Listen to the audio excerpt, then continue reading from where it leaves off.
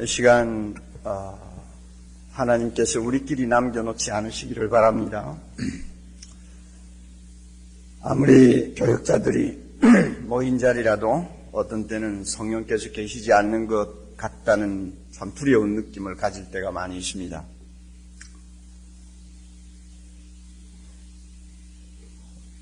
우리끼리 말씀 앞에서 아무리 몸부림쳐도 소용이 없고, 아무리 위대한 웅변가가 나와서 말씀을 인용하면서 설교를 해도 성령이 우리를 책임져 주시지 아니하면 그것은 다 꽹과리 같은 소리로 지나지 않습니다. 이 시간 하나님이 우리끼리 남겨놓지 않으시기를 우리 모두 간절하게 소원하는 마음으로 이 시간 말씀 앞에 앉으시기를 바랍니다. 저도 그렇습니다. 여러분들도 그렇습니다. 시편 42편, 43편은 한 통에 있는 말씀입니다. 편리상 두 편으로 나누었습니다마는 내용은 하나입니다. 저자가 누구인지 우리는 정확하게 잘 모릅니다. 켈빈을 위시해서 스폴존이라든지 위대한 성경 해석자들은 주로 다윗이라고 말을 합니다마는, 그러나 그것도 확실한 대답은 아닌 것 같습니다.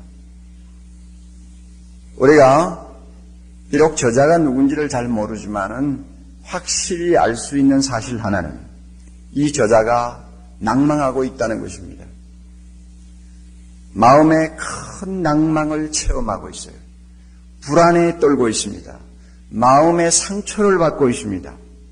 우리는 이 말씀을 쭉 읽으면서 알 수 있어요. 특별히 5절, 11절, 43장 5절 계속 반복되는 후렴과 같은 내용을 보면 이 사람이 마음에 굉장히 낭망을 하고 있구나, 절망을 하고 있구나 하는 것을 금방 알 수 있습니다.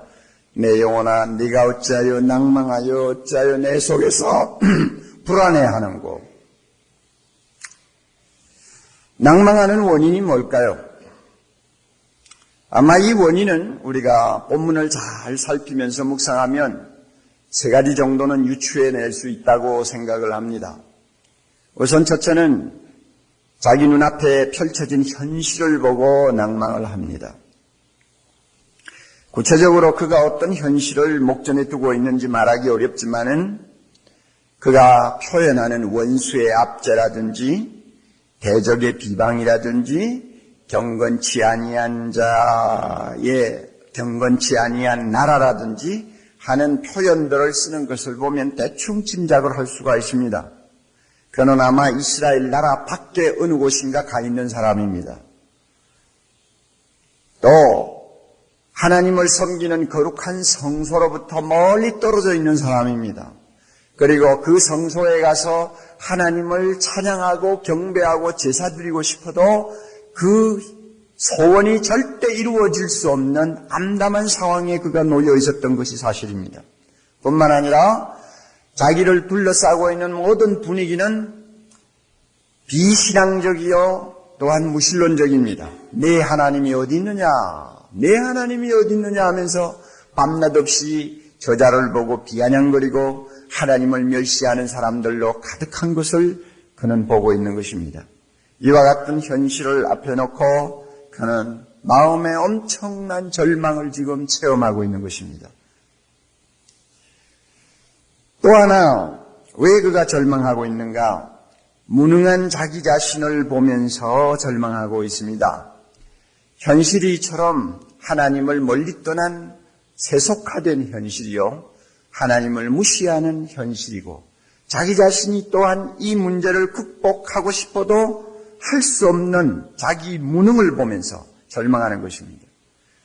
그래서 어떤 성경학자는 재밌는 말을 했어요. 42편, 43편 전체를 보면 이 저자의 입에서는 나라고 하는 1인칭이 그냥 끊임없이 쏟아져 나온다. 나를, 나의 하고 자기를 지칭하는 1인칭이 한 번이나 나오고 있다. 그 대신 하나님, 주님 하는 말은 20번 정도밖에 안 나온다. 그래서 처음부터 마지막까지 온통 내가 어쩌고 하고 떠든다. 이것은 뭘 의미하느냐? 저자의 눈이 자기 자신에게 집중되어 있다는 이야기입니다. 현실을 극복할 수 없는 무능한 자기 자신만을 보고 지금 절망하는 것입니다. 세 번째로 왜 절망할까? 이 저자는 현재와 과거를 비교하면서 지금 절망하고 있습니다. 4절에 보면은 우리가 금방 알 수가 있죠. 내가 전에는 성전에서 성도들과 함께 하나님을 찬양하고 예배하고 하나님의 거룩한 임재 앞에 기뻐하고 행복했는데 이제는 그 옛날 일만 기억하는 처지가 되었구나. 지나간 일 기억하면서 그리워하는 사람이 되었구나. 그러니까 과거와 현재를 나란히 놓고 비교해 보니까 마음이 자기도 모르게 그저 절망이 되는 거예요. 낭망이 되는 거예요. 불안해지는 것입니다. 그러니까 이 저자가 지금 처해 있는 상황을 대충 우리가 짐작할 수 있습니다. 눈앞에 펼쳐진 현실 보고 절망하고 그 현실을 어떻게 처리할 수 없는 무능한 자기를 보고 불안해하고 과거에 비해서 현재가 너무 좋지 않다는 사실 때문에 자신의 마음이 우울해지고 침체해지는 것을 우리가 봅니다. 저는 이 시편 42편의 내용을 읽고 묵상하면서 이 저자를 통해서 반사되는 저 자신을 봅니다. 저 모습을 이 저자에게서 비춰보게 되고 그러면서 참 내하고 많이 닮았다 하는 생각을 나도 모르게 해버리는 것입니다. 우리 눈앞에 있는 세속화된 현실과 교회, 충분히 저 자신이 낭망하고 있는 이유입니다.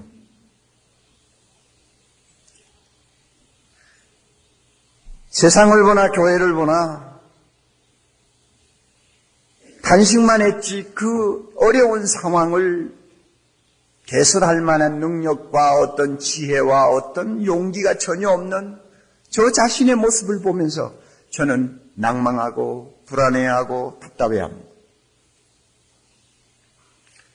뿐만 아니라 교회 형편을 놓고 보면 30년 전에 비해서 지금은 너무 교회가 식었다. 세상적이다. 교역자들이 30년 전의 교역자에 비해서 너무 타락했다. 양쪽을 비교하면서 나도 모르게 절망하는 거예요.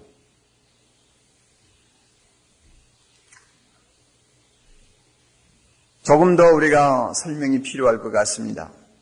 여러분 길게 말하면 잔소리같이 들릴 수 있는 이야기인데 오늘날 우리 눈앞에 있는 현실 한번 보세요. 세상을 한번 보세요. 가장 무서운 것이 가정의 파괴 아닙니까?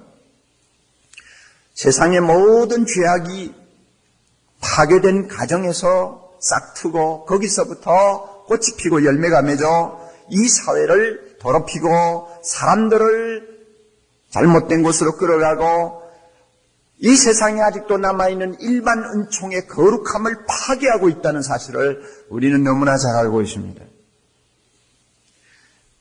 협의-이혼하고 소송-이혼에서 1년에 17만 건의 이혼 사건이 우리나라에 지금 일어나고 있습니다.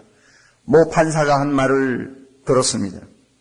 대부분 이혼하는 사람이 20대, 30대인데 와서 이혼을 하고 서로 돌아서면서 후회를 한다거나 눈물을 흘린다거나 가슴 아파하는 사람을 거의 보지 못했다는 거예요.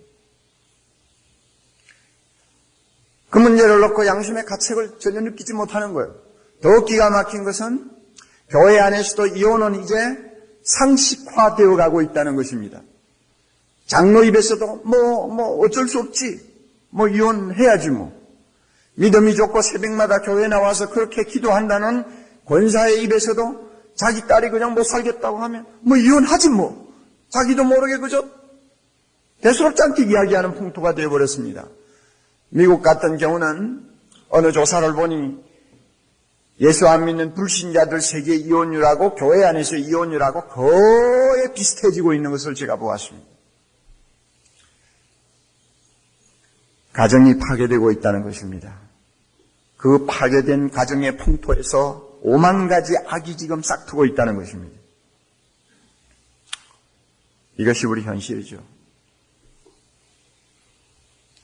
청소년들은 인터넷을 통해서 또 다른 여러 가지 채널을 통해서 너무나 해로운 섹스에 그대로 노출되어 있고 잔인한 폭력과 경건치 못한 방종과 사치에 그들은 휘말리고 있습니다. 사회 분위기는 점점 탈기독교적인 성향을 띠고 있습니다. 점점 반기독교적으로 흐르고 있습니다. 82년도에 우리나라 무당은 정식 등록된 무당 점쟁이는 3만 명이었어요. 그러나 여러분 15년 지난 97년도에는 전국적으로 80만 명으로 등록이 되어 있습니다. 교회가 부흥했습니까? 무당이 부흥했습니까? 하나님을 섬기는 경건한 백성들이 늘어난 것입니까? 내 하나님이 어디 있느냐고 떠버리고 비아냥거리는 반기독교적인 사람들이 더 늘어난 것입니까? 우리가 이런 데이터를 놓고 보아도 금방 알 수 있잖아요. 세상에 15년 전에 3만 명이 80만 명이 되었다니. 그래서 압구정동 같은 가장 잘 사는 사람들이 버티고 있는 그곳에 이미 우리가 신문을 통해서 보고 있지 않습니까? 무당 점쟁이들이 메카를 이루고 있다고 하는 사실을요. 이것이 오늘날 우리가 눈앞에 두고 있는 현실입니다. 밀실 문화가 암세포처럼 퍼져가고 있습니다. 모두가 방이요. 전화방이요, 놀이방이요, 만화방이요, PC방이요, 찜질방이요, 채팅방이요, 화상대화방이요, 온통 방이요. 그 방 속에서 무슨 일이 일어나고 있는가를 우리는 너무나 잘 알고 있잖아요.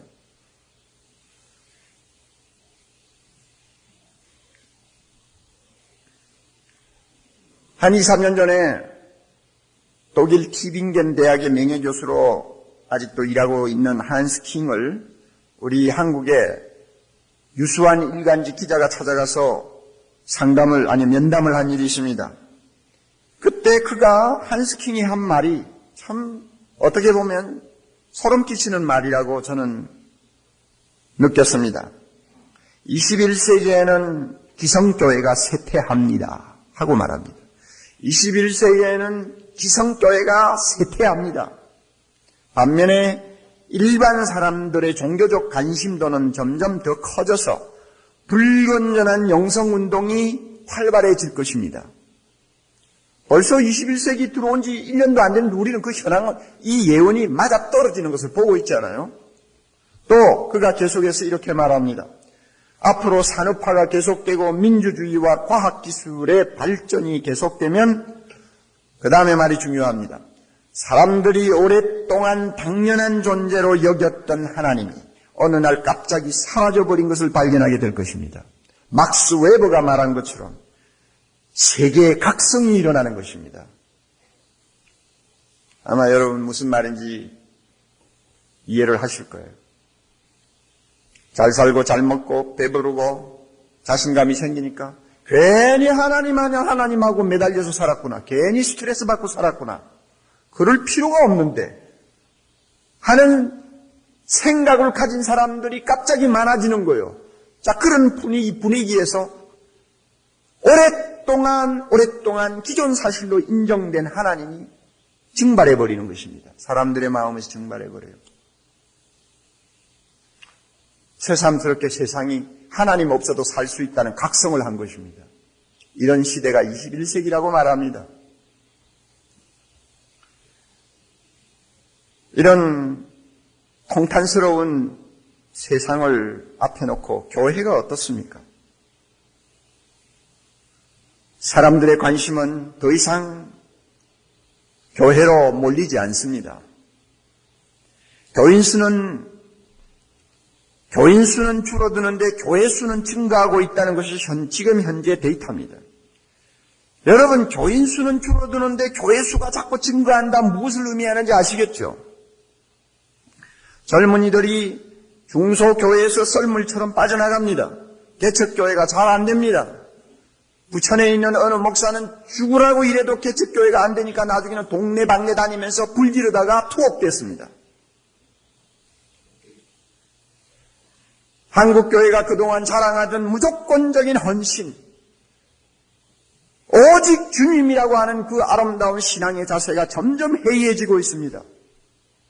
30년 전에 이곳저곳에서 불타오르던 성령의 불길 오늘 어디 있느냐고 물으면 아무도 대답할 사람이 없습니다. 그럼에도 불구하고 교회 지도자들은 위기의식을 느끼지 못한 채 힘겨루기에 정신이 없고 대접받기에 정신이 없고 자기 건강 챙기기에 정신이 없이 나날을 살고 있습니다. 이것이 오늘날 교회의 현황이 아닌가 저는 봅니다. 저만 그렇게 느꼈나 했더니 몇 주 전에 우리 교회 선교사 한 분이 설교를 했습니다. 아프리카 시에라리온에 가서 벌써 10년 가까이 내전으로 인해서 초토화된 그 나라에서 생명 걸고 복음을 전하다가 안식년을 얻어서 들어온 목사입니다. 벌써 15년 가까이 돼가니까 벌써 안식년을 3번째 맞아서 들어온 셈입니다. 들어올 때마다 우리 교회에 와 설교를 했어요. 또 다른 교회 가서도 여러 곳에 설교를 했나 봐요. 그가 대뜸 강단에 올라가서 하는 말이 이것이에요. 한국 교회가 변하고 있습니다. 5년 전만 해도 그렇지 않았습니다. 이번에 들어와서 보니 한국 교회 영적으로 매우 어두워지고 있다는 느낌을 받습니다. 제가 그 말 듣고 긍정을 하면서도 쇼크 받았어요. 날마다 한 집에 사는 사람은 서로 얼굴이 어떻게 변하는지 잘 몰라요. 그러나 5, 6년 떨어져 있다 만나는 사람은 그 사람의 얼굴이 얼마나 변했는지 금방 알아요. 우리는 이 현실 속에 있기 때문에 한국 교회가 영적으로 어느 정도로 지금 기울어가고 있는가를 잘 몰라요. 그러나 밖에서 복음을 위해 생명 걸고 싸우다가 들어온 사람이 보니까 아이 참 큰일 났구나 하는 것을 직감적으로 느끼는 것입니다. 10년 전에 왔을 때는 내가 여기 와서 은혜 받고 갔습니다. 5년 전에 왔을 때도 그런 대로 내 자신이 영적으로 재충전을 받고 갔습니다. 그러나 이번에 와보니까 마음이 더 공허해집니다. 그래가 오래 있지 않고 이틀 전에 다시 들어갔어요. 제가 그 선교사의 말을 들으면서 우리 스스로가 자각 증세를 가지고 평가하는 것보다도 우리 한국교회 현실이 심각하구나 하는 것을 저 자신이 느끼는 것입니다. 여러분 여행을 자주 해보셔서 제가 이런 이야기를 안 해도 잘 아시겠죠. 7월 초에 제가 시드니 연합집회에 초청받아서 갔습니다. 수년 동안 가지 못하고 펑크를 내다가 금년에 어쩔 수가 없어 갔는데 올림픽 기념으로 이제 시드니 지역 연합 집회를 했습니다. 낮에 목사님의 안내를 받아가지고 식당으로 가다가 교회당이 하나 보여요. 그런데 꼭대기에 십자가가 없어요. 그런데 교회당이에요. 왜 십자가가 떨어졌나 물었더니 하는 말이 교회당이 아니에요. 지금은 교회로 쓰지 않습니다. 그럼 뭐요? 유명한 음식점입니다. 그래요. 그러면 바깥 모양을 좀 어떻게 뜯어 고쳐서 음식점답게 개조를 하든지 하지 왜 교회 모양을 그대로 두고 음식점을 하냐 물었더니 교회 모양을 하고 있어야 인기를 끈대요. 제가 가까이 가서 봤더니 세인트 앤드류 처치는 없애버리고 세인트 앤드류 그러니까 성 앤드류 교회라는 말이죠. 그것만 딱 붙어 있어요. 그리고 이야기를 들으니까 강대상 자리가 A석이래요. 음식점에서. 강대상 자리가 그리고 거기는 술도 있고 여러 가지 고급 양주도 있고 다 있겠죠. 그리고 성가대석이 B석이래요. 정말 제가 그 현실을 보고요. 남의 이야기처럼 들리지 않는 이유가 뭘까요? 여러분. 남의 이야기처럼 느껴지지 않는 이유가 뭐냐고 말이요. 차라리 내 입에서 망할 놈의 나라 이렇게 좀 욕이라도 나왔으면 좋겠는데 내 입에서 그 욕이 나오기 전에 내가 뭔가 두려움에 휩싸이는 이유가 뭘까요? 우리나라가 그렇게 되지 않는다고 누가 장담할 수 있어요? 지금 상황 같으면.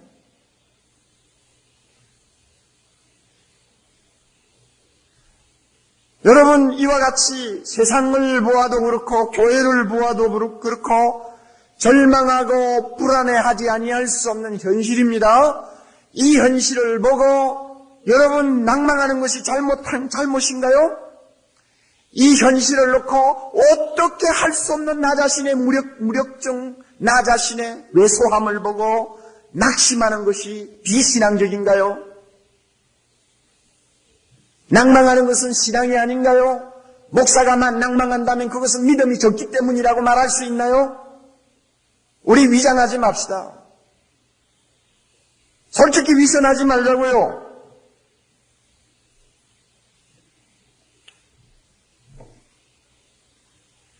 이런 상황을 놓고 이런 내 자신을 보고 과거와 현재를 비교하면서 오히려 낭망하고 불안해하고 마음이 상해서 잠을 자지 못하고 신음하는 편이 영적인 지도자다운 자세가 아닐까요? 믿음이 있는 사람은 낭망하면 안 돼. 그래서 고민도 안 하고 낭망도 안 하고 불안도 안 하고 강단에 서면 좋은 소리만 하고 긍정적인 말만 해야 될까요? 우리 위선하지 말자고요.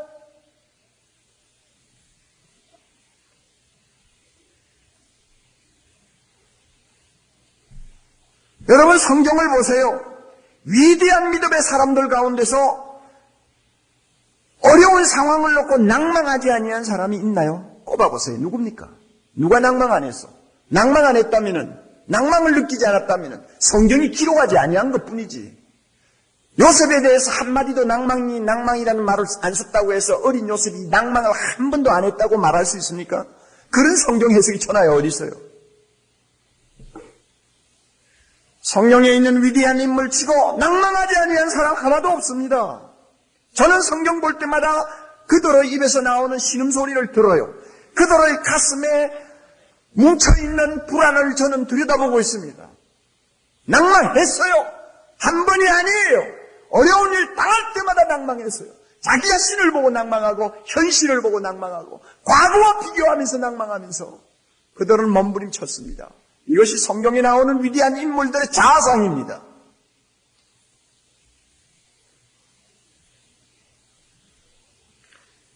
믿음의 사람이 하는 낭망은 특징이 하나 있습니다. 하나님을 갈망하게 만든다는 것입니다. 불신자는 낭망에서 끝납니다. 낭망은 낭망으로 끝납니다. 그러나 하나님의 사람, 믿음의 사람은 그 낭망이 하나님을 바라보게 만듭니다. 하나님을 갈망하게 만듭니다. 불안하면 불안할수록 하나님께 부르짖게 만듭니다. 이것이 믿음의 사람의 낭망이 갖는 특징입니다. 존 뉴턴이 이런 말을 했습니다.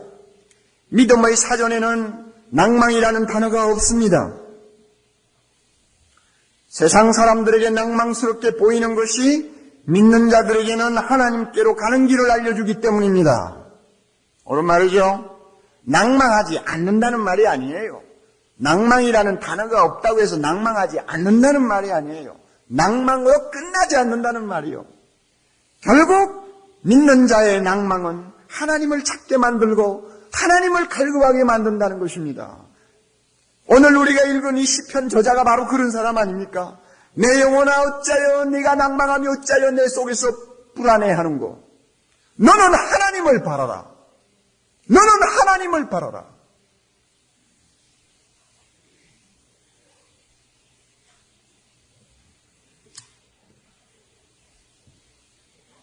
하나님을 바란다는 말을 원문 그대로 따지면 하나님에게 소망을 두라 하는 이야기입니다.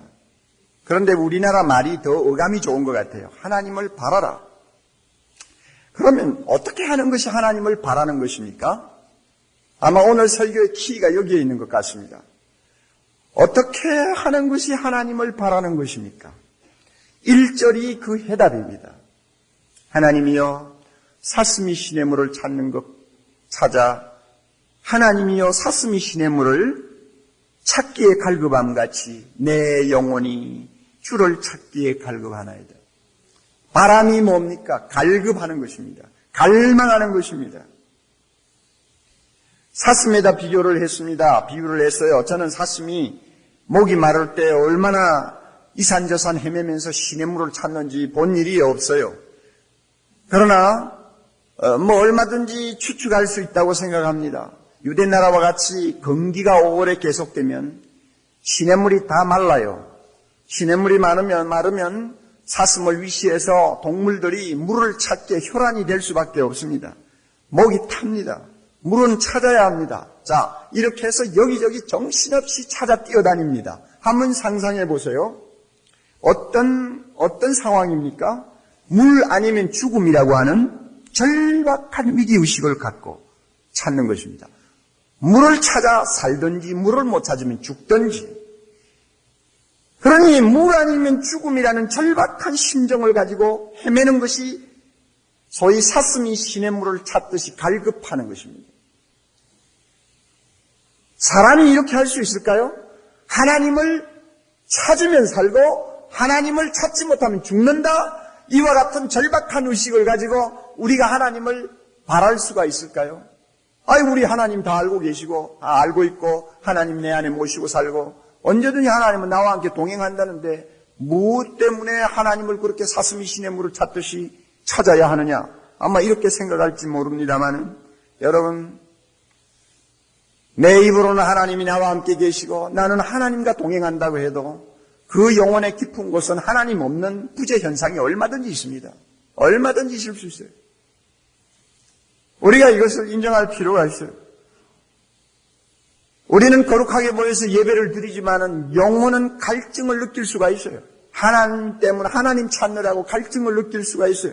실존의 갈망이 우리 안에 얼마든지 있을 수 있습니다. 아무리 믿음이 좋은 사람이라도 시편 저자가 지금 당면하고 있는 현실, 자기 자신의 무력감, 여러 가지를 앞에 놓고 있으면 하나님이 멀리 계시는 것 같은 절박함을 느낄 수 있습니다. 하나님이 멀리 계시고 하나님은 침묵해 계시고 하나님은 나의 문제에 관여하고 있지 않다고 하는 외로움을 얼마든지 느낄 수 있습니다. 이럴 때는 찾아야 되는 거예요. 내 영혼이 찾아야 돼요. 신앙 고백으로 해결되는 것 아니에요. 내 실존이 찾아야 됩니다. 찾아야 돼요. 사슴이 시냇물을 찾듯이 찾아야 합니다. 여러분, 모세를 한번 보세요. 모세와 하나님을 떼놓고 생각할 수 있습니까? 아무도 그렇게 생각하지 못하죠. 그러나 목이거든 이스라엘 백성이 하나님을 대항하고 모세를 대적할 때 그는 그 현실 앞에서 몸서리 칠 정도로 절망했어요. 절망하자 모세 어떻게 했어요? 호렙산 꼭대기에 올라가서 40주 40야 먹는 것 마시는 것 전폐하고 하나님 찾느라고 정신이 없었어요. 오직 하나님, 오직 하나님, 오직 하나님, 하나님만 사모하고 하나님만 만나고 하나님 음성 듣기 위해서 그는 모든 것을 철폐하고 매달렸습니다. 이게 바로 사슴이 시냇물을 찾는 것과 흡사하다고 저는 생각합니다. 모세가 한 번만 그랬습니까? 율법을 받기 위해서 한 번만 그랬습니까? 잘은 모르지만 우리가 신명기서를 읽어보면 모세는 적어도 3번 이상 하나님 앞에 그렇게 매달렸던 사실을 우리는 흔적을 통해서 알 수 있습니다. 여러분, 에스라를 한번 보세요. 귀한한 백성, 이스라엘 백성들의 지도자들이 가나안 부족의 지도자들과 결탁해가지고 성적으로 잘못된 죄를 범했다는 소식을 듣자 얼마나 낭망하고 얼마나 가슴이 내려앉았는지 옷을 찢고 머리털을 쥐어뜯으면서 가슴을 치면서 땅바닥에 앉아가지고 저녁에 해가 지고 어두워질 때까지 일어날 줄을 몰랐습니다. 여러분, 이 자세가 뭡니까? 하나님을 찾는 자세, 갈망하는 자세. 이제 하나님 아니면 소망이 없으니까 하나님 만나야 이 어려운 절망의 상황을 극복하지 하나님 만나지 아니하면 안 되니까. 여러분, 에스라가 그렇게 한다고 해서 에스라는 믿음이 없는 사람입니까? 불신자입니까? 누가 그런 말을 할 수 있어요?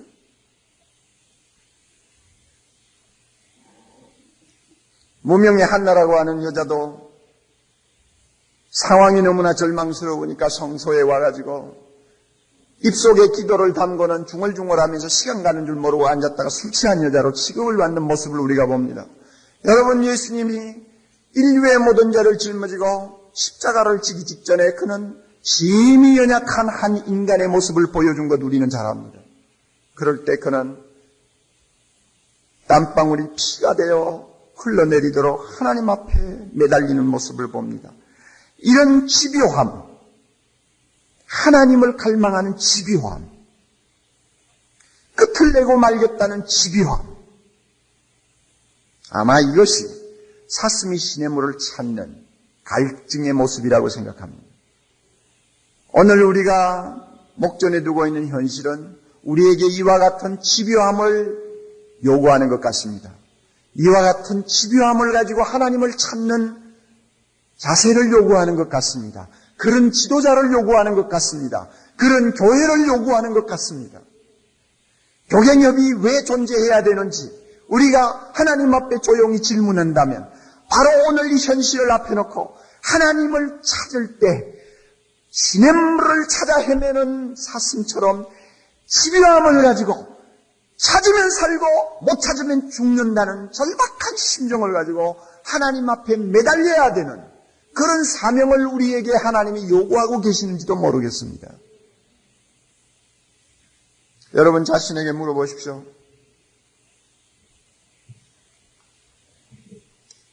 시편 저자와 같이 낭망하고 있습니까? 불안해하고 있습니까?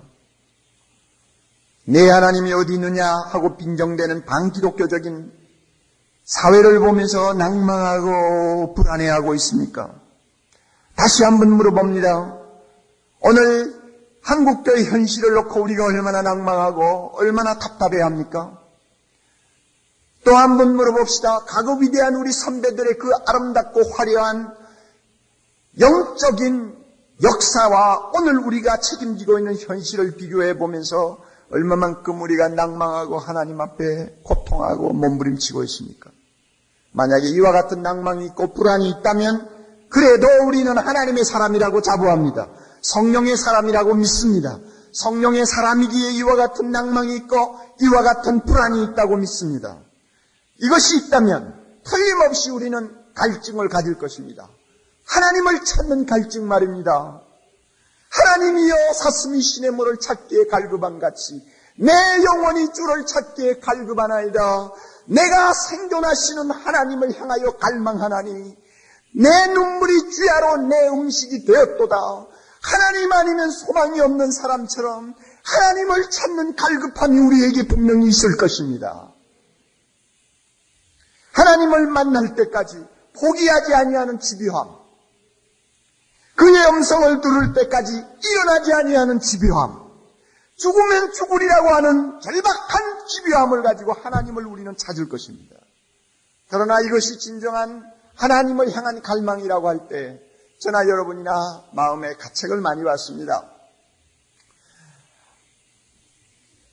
지난 7월 말쯤 되었는데 제가 지금 휴가 중이니까 좀 시간을 내가지고 저 춘천 지방을 한번 갔습니다.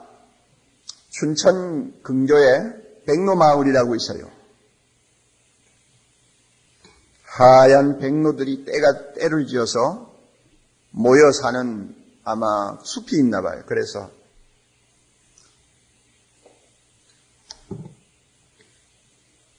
제가 카메라를 들고 백로나 좀 찍어보자 하고 갔죠.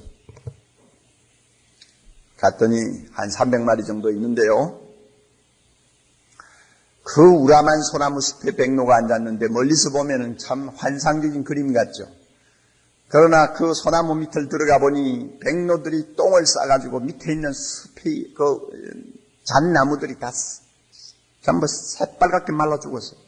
그리고 온통 똥을 뒤집어 써가지고 꼭 무슨 페인트 칠해 놓은 것 같아요. 냄새가 얼마나 고약한지요.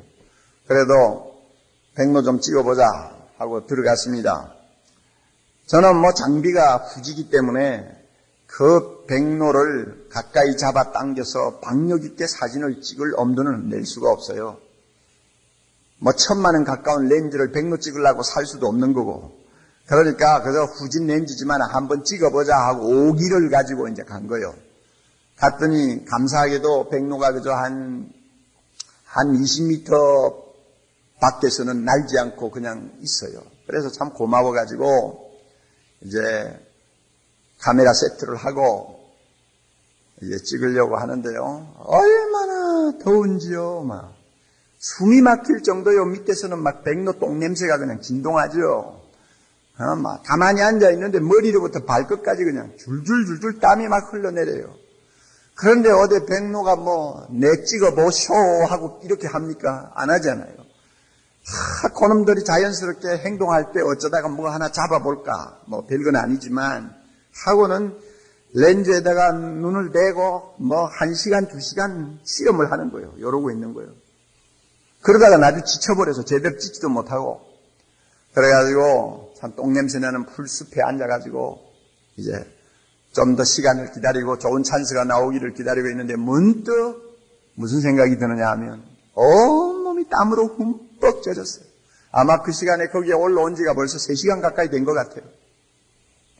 하나도 제대로 찍은 게 없어요, 지금.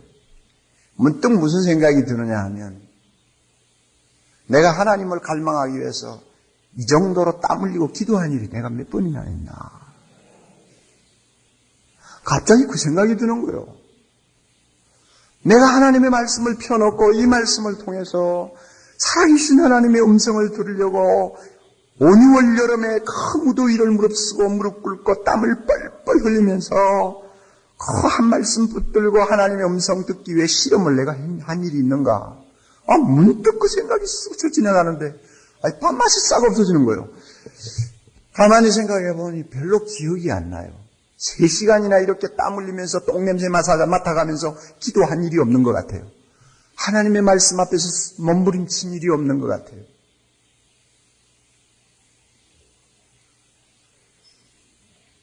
그런 생각이 가슴에 떠오르면서 참 계속 거기 버티고 앉아있기가 민망해가지고 그만 싸질머지고 얼마 후에 내려왔습니다마는 지금도 그때 제가 받았던 충격, 아마 성령의 음성인 것 같아요.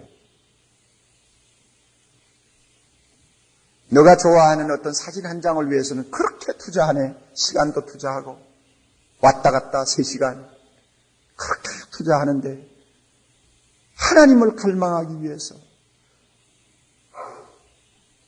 이 현실적인 낭망을 바라보고 하나님을 찾아야 살 수 있다고 하는 절박감을 가지고 너가 하나님 앞에 그처럼 땀 흘려봤냐? 몸부림쳐봤냐?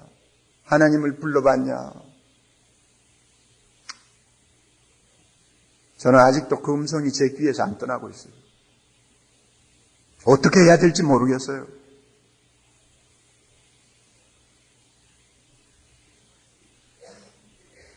우리가 성령의 사람이라면 하나님을 바라고 우리가 바라는 그 하나님을 만날 때까지 포기하지 않으려고 하는 절박감이 우리에게 있어야 합니다. 왜냐하면 충분히 우리는 이렇게 해야 될 현실을 갖고 있고 이렇게 해야 될 이유를 갖고 있습니다. 최근에 민수기 24장을 읽다가 제가 또 한 번 충격을 받았어요. 거기 보면 발람 이야기가 나옵니다. 발람은 거짓 선지자라는 거 천하가 다 아는 이야기 아닙니까? 그런데 24장 16절 보니까 발람이 무슨 말을 하는가 하면 하나님의 말씀을 듣는 자가 말하며 지극히 높으신 자의 지식을 아는 자, 전능자의 이상을 보는 자, 엎드려 눈을 뜨는 자가 말하기를. 우리는 그 거짓 선지자가 하는 소리는 막 별거 아니다 하고 쓱 지나가잖아요. 그런데 그날은 그 말씀이 꽝 하고 저를 잡는 거예요. 하나님의 말씀을 듣는 자가 말하며 지극히 높으신 자의 지식을 아는 자, 전능자의 이상을 보는 자, 엎드려 눈을 뜬 자가 말하기를. 제가 속으로 거짓 선지자도 이 정도인데 하나님의 말씀을 듣는다고 하지 않았나? 거짓 선지자도 전능하신 하나님을 안다고 하지 않았나? 거짓 선지자임에도 불구하고 지극히 높으신 자의 지식을 갖고 있으며 환상을 갖고 있으며 엎드려 눈을 뜨고 하나님의 거룩한 존재를 본다고 하지 않느냐? 그런데 나는 도대체 뭐냐?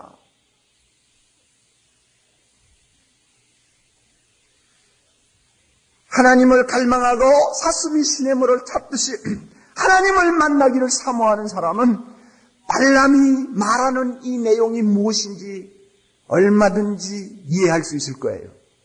그러나 내가 그런 실존적인 영혼의 만남을 구체적으로 내가 체험하지 못했다면 그저 간단하게 정리하고 넘어갑니다. 발람은 그 구약시대 선지자니까 그럴 수 있었지. 딱 그렇게 하고 넘어갑니다. 그러나 좀 더 냉정하게 생각합시다. 살아계신 하나님의 말씀을 앞에 들고 성령이 우리 안에 거하셔서 조명하시고 우리를 거룩한 진리 가운데로 인도하시는 입장인데 발람 정도 안 될까요? 하나님의 음성을 듣는다는 말 할 수 없을까요? 전능하신 하나님을 안다고 못할까요? 전능하신 하나님의 이상을 본다고 못할까요? 엎드려서 눈을 뜨고 신령한 영의 눈으로 하나님의 영광을 보는 사람이라고 말 못할까요? 천만에요. 당연히 그렇게 돼야죠.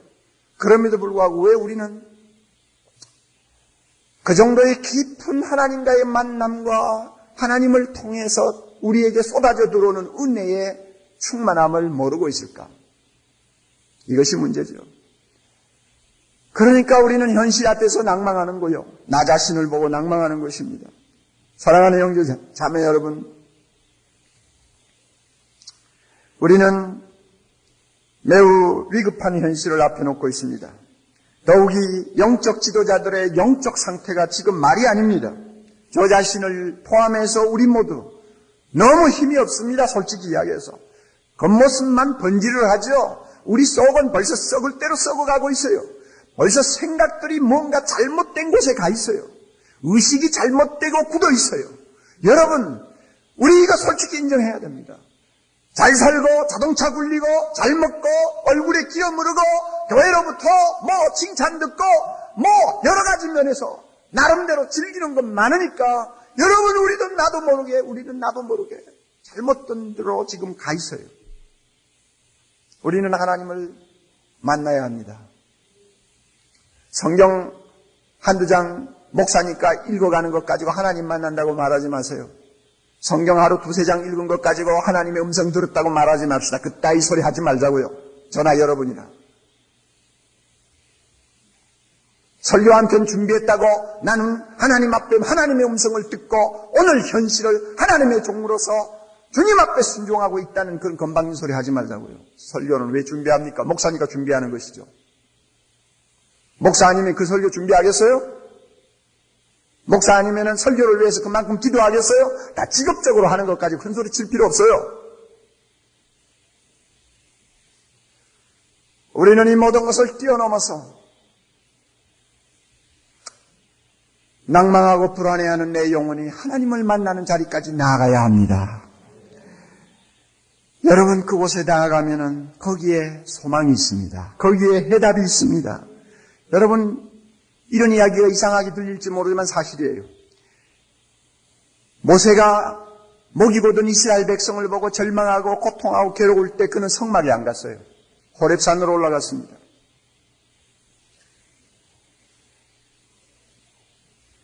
오늘 현실은 성막에 앉아서 해결될 현실이 아닌 것 같아요. 우리 교회 갱신과 내일의 한국교회를 염려하는 우리가 가야 할 곳은 성막이 아니고 호렙산일 것 같아요. 아무도 올라오지 못하는 곳, 나만이 외롭게 몸부림쳐야 되는 곳, 하나님 아니고는 기대할 것이 아무것도 없는 그곳, 그곳에 가서 하나님의 옷자락을 붙들고 우리가 실험할 때 하나님이 이 시대를 위해서 소망의 말씀 주실 줄 믿습니다. 우리를 준비시켜 주실 줄 믿습니다. 성령의 기름 부음으로 우리의 상한 마음을 싸매주시고 우리의 무력한 팔을 붙들어 다시 능력 있는 자로 세워주실 줄을 믿습니다. 여러분 하나님을 갈망합시다. 하나님을 갈망합시다. 이번 수련의 목적이 뭡니까? 어떤 강사 강의하면 들어보자입니까? 어떤 목사 설교하면 들어보자입니까? 여러분 그동안 너무 그저 적적했으니까 좀 좋은 사람들하고 교제하면 나눠볼까 합니까? 다 중요한 것인지도 모릅니다만은 그러나 그 모든 것 가운데 가장 깊은 곳에는 나 하나님 만나야 되겠어. 나 하나님 만나야 되겠어. 하나님 만나서 하나님으로부터 음성 듣고 하나님으로부터 능력 받고 하나님으로부터 치유받고 돌아가야 되겠어. 그러지 않고는 내 목회 못하겠어 하는 절박한 마음을 가지고 사슴의 마음을 가지고 우리가 이번 수련의 짧은 기간이지만 하나님 앞에 매달리면 우리 하나님께서 이 시간 이 시간을 통해서 또 시간마다 하늘에 쌓아놓으신 놀라운 은혜와 축복을 우리 모두에게 쏟아주실 줄 믿습니다. 우리만 바로 되면, 우리만 하나님의 손에 붙들리면, 우리만 하나님의 능력을 입으면 아무리 현실이 어두워 보이고 낭망스러워 보인다 할지라도 소망이 있음을 믿습니다. 우리만 바로 되면 소망이 있습니다. 성령의 능력이 이 자리에 함께 임하셔서 그동안 목회하면서 지치고 낭망하고 불안해하던 우리를 치유해 주시기를 바랍니다. 참 좋은 찬송가가 하나 있어요. 여러분이 갖고 있는 시트에 나와 있는데 그 시트 찬송을 우리 박전도사님 나와서 인도하면서 우리 같이 좀 불렀으면 좋겠습니다. 주님과 같이 하는 2페이지에 있는 찬송가입니다. 주님과 같이 내 마음 만지는 분은 없네. 여러분, 하나님의 보좌 앞에 가서 주님을 만나고 주님을 갈망하며 주님의 옷자락을 붙들고 은혜 받기를 사모하는 사람은 주님이 우리의 마음을 만져줍니다. 그 피 묻은 손으로 우리를 만져줍니다. 오랜 세월 찾아 난 알았네. 오랜 세월 찾아다녔지만은 결론이 하나입니다. 내겐 주밖에 없습니다. 주님이 나의 소망이요. 주 자비 강같이 흐르고 주 손길 치료 안에 고통받는 자녀 품으시니 주밖에 없네. 우리 모든 교역자들 마음의 상처와 낭만과 불안과 고통 많이 안고 있습니다. 우리가 간절히 하나님을 갈망하면, 사슴이 시냇 물을 찾듯이 갈망하면 오늘 이 시간 치유해 주시고 우리를 충만케 하시고 우리에게 소망을 주실 줄 믿습니다. 다 같이 우리 부르십시다.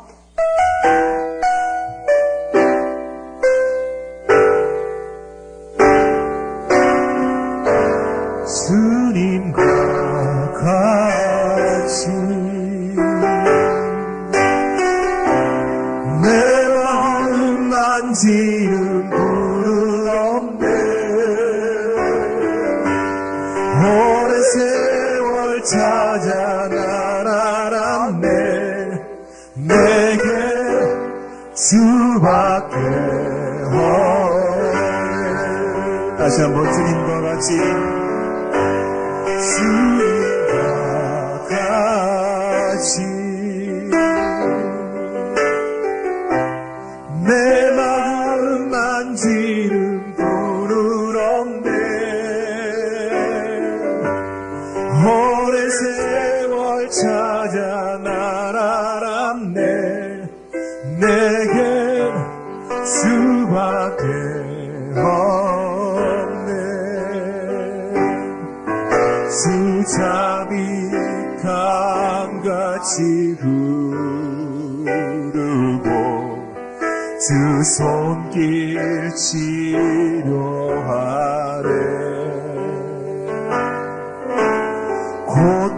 고통받는 자녀 품으시니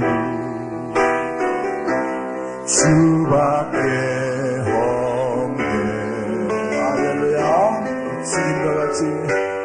주님과 같이 내 마음 만지는 분은 없네. 오랜 세월 찾아 날 알았네. 내게 주밖에 없네. 주자비 강같이 흐르고 주 손길 치료하래.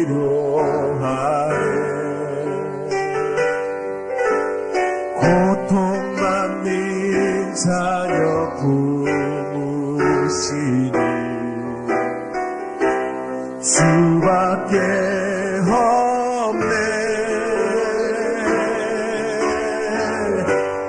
주님과 같이 내 마음 만지는 분은 없네. 오랜 세월 찾아 날 알았네. 내겐 수밖에 없네. 다시와 같이 다시 한번. 주님과 같이 내 마음 만지는 분은 없네. 오랜 세월 찾아 날 알았네. 내겐 수밖에 없네. 할렐루야. 다 같이 기도하십시다. 여러분,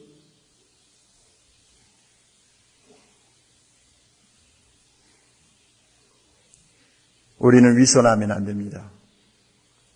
자신을 가장하지 맙시다. 교역자라고 항상 은혜 충만합니까? 교역자라고 기도 많이 합니까? 교역자라고 진실합니까? 교역자라고 양심적입니까? 아니라는 것 우리 다 잘 알지 않아요? 아니라는 것. 강단에서는 은혜 충만한 것처럼 흥분하고 떠들지만은 우리 내면에는 샘이 메말라 있다는 것도 얼마나 자주 느낍니까? 솔직해야죠. 우리 현실 보세요. 낭망하지 않냐고 어떻게 버티겠어요? 죽고 싶은 생각이 일어날 정도로 오늘 현실은 반기독교적입니다. 교회는 얼마나 어렵습니까?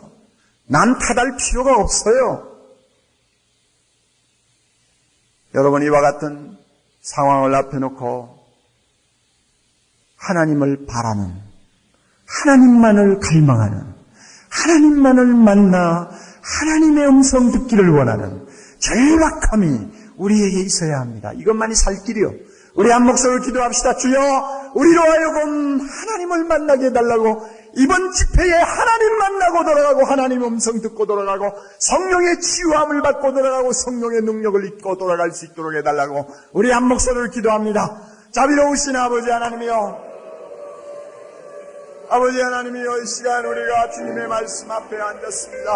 오 하나님 아버지여, 아버지 하나님 부족한 영을 불쌍히 여겨주시고, 아버지여 불쌍히 여겨주시고, 아버지여 불쌍히 여겨주시고, 아버지여 불쌍히 여겨주시고, 아버지여 불쌍히 여겨주시고, 우리가 오늘 성령님을 모두와 주옵소서 오직 하나님을 허락하여 주시옵기를 간절히 원하옵나이다. 주여 임재하시고 말씀하옵소서.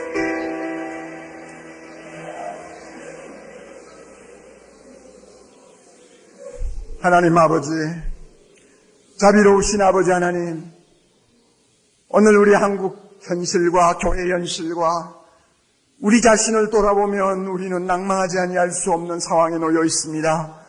그럼에도 불구하고 우리는 사슴이 시냇물을 찾듯이 여호와를 앙망하지 못하고 있었음을 회개합니다.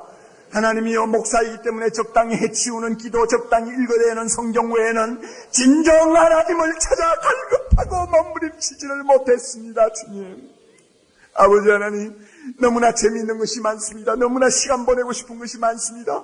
하나님 아버지, 눈을 감고 안 읽기가 아까울 정도로 너무나 우리의 관심을 끄는 것들이 많습니다. 그러다 보니 하나님이여, 다른 사람 보기에는 기도하고 나오는 사람 같지만 우리는 하나님을 보지 못한 채, 만나지 못한 채, 하나님의 음성을 듣지 못한 채 우리는 일어나는 일이 날마다 반복되는 일들이 자주 있음을 고백합니다.